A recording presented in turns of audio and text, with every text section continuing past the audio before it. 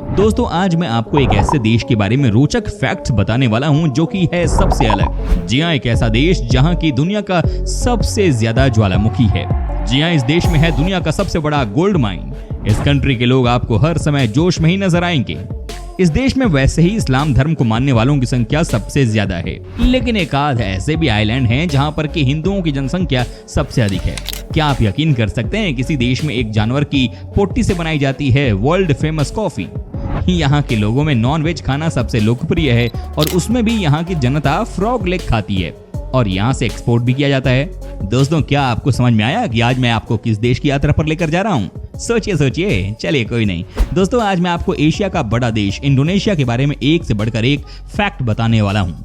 बस आपसे रिक्वेस्ट है कि आप इस वीडियो को अंत तक जरूर देखिएगा। फ्रेंड्स सबसे पहले तो आपको बता दूं कि इस देश का पूरा नाम है रिपब्लिक ऑफ इंडोनेशिया। इस देश की कुल जनसंख्या है 27 करोड़ से थोड़ा ज्यादा।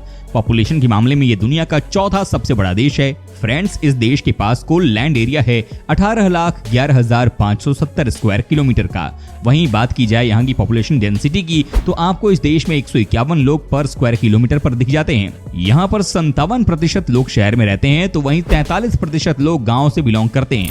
दोस्तों आपको बता दूं कि इस देश में इस समय भी तकरीबन 400 से ज्यादा एक्टिव वोल्केनो हैं।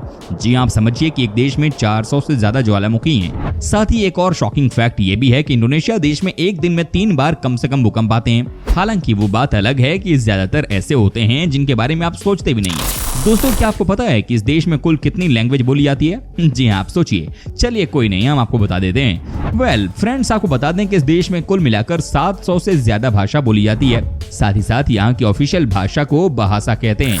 दोस्तों ये बात तो आप भी जानते ही हैं कि इंडोनेशिया देश कई सारे आइलैंड के साथ बना हुआ है, लेकिन आपको ये बात जानकर हैरानी होगी कि इस देश में कई ऐसे भी आइलैंड हैं जो कि सबसे अलग हैं। जी हाँ, कहने का मतलब ये है कि इन आइलैंड पर आज तक कोई इंसान पहुंचा ही नहीं है। यहाँ के लोगों का मानना है कि कई सारे आइलैंड जो हैं वो नेगेटिव यानी कि भूत प्रेत से भरे हुए हैं, इसीलिए यहाँ पर कोई जाता ही नहीं है। हालांकि इस बात में कितनी सच्चाई है ये किसी को पता नहीं है। आपको बता दें कि इंडोनेशिया देश के लोगों को बहुत ही मेहनती कहा जाता है। जी हाँ, माना जाता है कि यहाँ के लोग कम से कम एक दिन में 10 से 12 घंटे का काम करते हैं। साथ ही यहाँ के लोग हफ्ते में एक भी छुट्टी मिली तो भी खुश रहते हैं। जी हाँ, कहा जाता है कि यहाँ वाकई में लोग स्किलफुल भी हैं और हार्ड वर्क भी करते हैं और जिसकी वजह से ये देश आगे बढ़ता जा रहा है। क्या आपको पता है कि इंडोनेशिया के लोगों को सबसे ज्यादा क्या पसंद है खाने में? जी हाँ, सोचिए जरा, क्या खाते हैं यहाँ के लोग? ऑफ कोर्स यहाँ के लोग नॉन वेज खाते हैं, लेकिन सबसे ज्यादा जो यहाँ पर खाने में पॉपुलर डिश है वो है फ्रॉग। जी हाँ, जैसे हमारे देश में चिकन लेग लोगों को खाना पसंद है, वैसे ही इस देश में फ्रॉग लेग लोग मजे लेकर खाते हैं। कहा जाता है कि न सिर्फ खाते हैं बल्कि दोस्तों ये तो फ्रॉग लेग को एक्सपोर्ट भी करते हैं। अगर आपको फ्रॉग लेग से है परेशानी तो आप संभल कर ही जाइएगा इंडोनेशिया में। वेल दोस्तों आपको ये भी बता दूं कि यहाँ के लोगों में अलग तरह की वाइन एंड बियर पीने का बहुत शौक है। जी हाँ, यहाँ पर आप देखेंगे कि हर रेस्टोरेंट में आपको कई सारी वैरायटी की वाइन एंड बियर मिल जाती है। क्या आपने कभी स्नेक वाइन के बारे में सुना है? जी हाँ, आपको बता दूं कि ये भी हद से ज्यादा पॉपुलर है इंडोनेशिया देश में। कहते हैं कि यहाँ पर हर तरफ आपको बार तो मिल ही जाती है। क्या आपने कभी कोमोडो ड्रैगन के बारे में सुना है क्या? जी हाँ, ये दुनिया का सबसे बड़ा लिजर्ड होते हैं। इन्हें देखकर ही आपकी जान निकल जाएगी। कहते हैं कि ये लिजर्ड दिन भर सिर्फ खाने की तलाश में होते हैं। इनके सामने अगर कोई इंसान आ जाए तो कई बार ये बुरी तरह से वार करते हैं। कोमोडो ड्रैगन जहरीले होते हैं और अगर काट लें तो इंसान की भी मौत हो जाती है। बचने की कोई संभावना नहीं होती। जी हाँ, ये होते बहुत ही खतरनाक हैं। कहते हैं कि इनका जहर दूर से भी लग जाता है। दोस्तों अब हम आपको एक और ऐसी फैक्ट के बारे में बताने जा रहे हैं जिससे देखने के बाद आपके होश उड़ जाएंगे। जी हाँ, क्या आप कभी भी ऐसी कॉफी पी पाओगे जो कि किसी जानवर के पोटी से निकली हो? क्या आपने कभी सोचा भी था कि कई लोग इस तरह कॉफी को पीना पसंद करते हैं? दोस्तों आज हम आपको बताते हैं। एक्चुअली होता यह है कि एशियन पाम सीवेट नामक जानवर को यहाँ पर जानबूझकर कॉफी बीन खिलाया जाता है, लेकिन ये बात यहाँ के लोगों को पता है कि ये जानवर कॉफी बीन को पचा नहीं पाता है। ऐसे में होता यह है दोस्तों कि जब यही जानवर पोटी करता है तो सारा का सारा कॉफी बीन को निकाल देता है, तो उसी को चुना जाता है और फिर उस बीन से ही कॉफी को बनाया जाता है। शॉकिंग है ना? लेकिन इस दुनिया में कुछ भी पॉसिबल है। जी हाँ, कहते हैं कि इस कॉफी का प्राइस मार्केट में 1500 रुपए का एक कप है।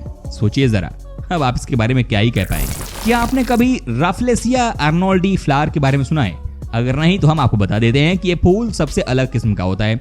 इसका वजन 7 किलो तक का होता है और ये सिर्फ और सिर्फ इंडोनेशिया में ही पाई जाती है।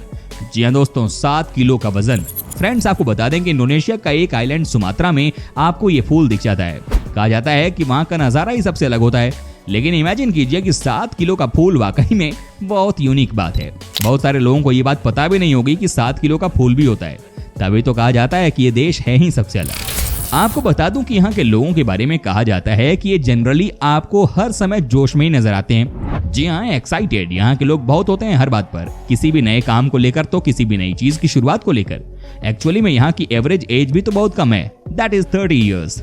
इसीलिए दोस्तों यहाँ के लोग फुल ऑन मस्ती भी करते हैं और जोशीले भी होते हैं। इंडोनेशिया देश में घूमने के लिए बहुत ऐसी जगह हैं जहां पर कि आप जाकर अपना बेहतरीन समय बिता सकते हैं। जी हां, आज हम आपको बता देते हैं कि आखिर में किस तरह से यहाँ के लोग टूरिज्म को बढ़ावा दे रहे हैं। इसमें कोई शक नहीं है कि इस देश के पास एक से बढ़कर एक टूरिस्ट स्पॉट हैं। लेकिन क्या आपको पता है कि यहाँ जो भी लोग टूरिज्म डिपार्टमेंट से जुड़े हुए हैं वो कभी भी किसी टूरिस्ट के साथ बदतमीजी से बात नहीं कर सकते हैं। जी हाँ, तभी तो कहा जाता है कि यहाँ की बात ही अलग है। इस देश में जो घूमने आया है उसे किसी भी तरह की कोई तकलीफ न हो, इस बात को इंश्योर करते हैं यहाँ के लोग। आज टूरिज्म में ये देश इतना आगे बढ़ रहा है, इसके पीछे भी यही कारण है। दोस्तों, क्या आपको पता है कि इंडोनेशिया देश साउथ ईस्ट एशिया का पहला ऐसा कंट्री बना था जिसने की फीफा वर्ल्ड कप फुटबॉल के लिए क्वालिफाई कर लिया था। जी हाँ, ये यहाँ की रियलिटी है। कहते हैं कि ये काम इस देश ने आज या कल नहीं बल्कि फ्रांस में खेले गए 1938 के वर्ल्ड कप में ही करके दिखा दिया था। दोस्तों, इस देश में ही सबसे ज्यादा पाम ऑयल का प्रोडक्शन किया जाता है।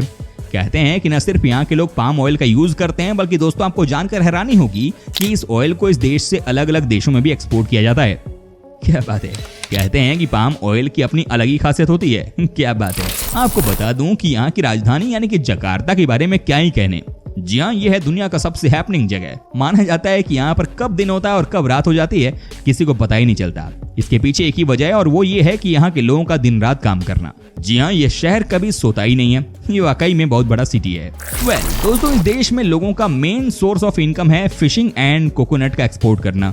जी हाँ दोस्तों, आपको बता दूं कि इस देश में ये काम बहुत बड़े लेवल पर किया जाता है। कहते हैं कि यहाँ पर आपको हर दूसरा इंसान फिशिंग बिजनेस में या कोकोनट के एक्सपोर्ट के काम में इन्वॉल्व मिल जाएगा। जी हाँ, ये है यहाँ का मेन सोर्स ऑफ इनकम। सबसे ज्यादा इस देश से फिश का एक्सपोर्ट नॉर्थ अमेरिकन कंट्री में किया जाता है। इसके पीछे भी रीजन है दोस्तों। कहा जाता है कि यहाँ पर आपको जितनी फिश की वैरायटी मिलती है उतनी आपको कहीं और देखने को नहीं मिलेगी और आज यहाँ के लोग इसी को इनकैश कर रहे हैं। कहते हैं कि यहाँ के ग्रामीण एरिया के लोग सबसे ज्यादा इसी धंधे में इन्वॉल्व हैं। दोस्तों, आपको बता दूं कि इंडोनेशिया शब्द की उत्पत्ति लैटिन शब्द इंडस यानी कि इंडियन और ग्रीक शब्द नेसोस यानी कि द्वीप से मिलकर हुई है। इंडोनेशिया को भारतीय द्वीप समूह या ईस्ट इंडीज द्वीप समूह के नाम से भी जाना जाता है। क्या बात है। यह देश बहुत बड़ा है और यहाँ के लोगों का दिल उससे भी ज्यादा बड़ा है। दोस्तों, जातीय तौर पर यह विविधताओं से भरा देश है जिसमें 300 से ज्यादा स्थानीय भाषाओं का इस्तेमाल होता है। ग्रामीण शिकारियों और घुमंतुओं से लेकर आधुनिक शहरी अभिजातीय वर्ग तक का बसेरा है इंडोनेशिया में। दोस्तों, इंडोनेशिया और भारत सांस्कृतिक रूप से एक दूसरे के करीब हैं। इंडोनेशिया दुनिया की सबसे बड़ी मुस्लिम आबादी वाला देश है और यहाँ हिंदू आबादी 2% से भी कम है, लेकिन फिर भी यहाँ की हर चीज पर हिंदू संस्कृति की छाप देखने को मिलती है। इंडोनेशिया में हिंदू देवी देवताओं की तो पूजा होती ही है, भाषा पर भी यहाँ का प्रभाव दिखता है। जावा इंडोनेशिया का एक प्रमुख द्वीप है जहाँ लगभग 60% आबादी बसती है। 13वीं से 15वीं शताब्दी के बीच यहाँ माजापाहित नाम का हिंदू साम्राज्य खूब फला फूला, जिससे यहाँ की संस्कृति, भाषा और भूमि पर हिंदू संस्कृति की अमिट छाप पड़ गई। पूरे शहर में दुकानों, स्कूलों और जगहों पर संस्कृत के शब्द दिख जाते हैं। कई लोगों को हैरानी होती है कि इंडोनेशिया में जगहों और लोगों के नाम संस्कृत शब्दों में रखे गए हैं। यहाँ कई मुस्लिमों का नाम विद्या, प्रिया, कृष्णा, विसुन मिल जाता है। दरअसल संस्कृत जावानीज भाषा का हिस्सा बन चुकी है। इंडोनेशियाई और जावानीज भाषा में संस्कृत के बोध वाले कई शब्द मिल जाएंगे। इंडोनेशिया की भाषा को बहासा इंडोनेशिया कहते हैं। उनकी भाषा पर संस्कृत का काफी प्रभाव दिखता है। इंडोनेशिया के महान नेता सुकर्णो का नाम महाभारत का किरदार कर्ण से ही लिया गया है। सुकर्णो के पिता कर्ण के किरदार से बहुत ज्यादा प्रभावित थे, लेकिन महाभारत के युद्ध में कर्ण ने गलत लोगों का पक्ष लिया था, इसलिए उन्होंने अपने बेटे का नाम सु यानी कि गुड प्लस कर्णो रखा। इंडोनेशिया की 5वीं राष्ट्रपति का नाम भी मेघावती सुकर्णो पुत्री था। हालांकि इंडोनेशिया में लोग अपने धर्म और संस्कृति को अलग अलग रखते हैं और इसे अपनी संस्कृति का ही हिस्सा मानते हैं। इंडोनेशिया में एक कहावत भी प्रचलित है, नेम इज अ विश, यानी वे अपने बच्चे का वो नाम रखते हैं जिस रूप में वे उन्हें देखना चाहते हैं। उदाहरण के तौर पर जो लोग अपने बच्चों को मजबूत देखना चाहते हैं वे अपने बच्चों का नाम भीम रख देते हैं। दोस्तों, जावा में कई हिंदू और बौद्ध मंदिर हैं। योग्याकर्ता में कठपुतली बनाने का काम करने वाले वायुदी सहस्त्रदिनामा जावा को सहिष्णुता का शहर कहते हैं। दूसरे लोगों की तरह वो भी रोजा रखते हैं और कठपुतलियां बनाते हैं। वो कहते हैं कि मेरे लिए धर्म और संस्कृति अलग अलग चीजें हैं। उनके कामकाज की जगह पर राम, सीता और घटोत्कच की कृतियां भी हैं जिन्हें भैंस की खाल से बनाया जाता है। वो कहते हैं कि ये गाय की खाल से नहीं बनाया गया है, क्योंकि हम हिंदुओं का सम्मान करते हैं और उनके लिए ये पवित्र पशु है।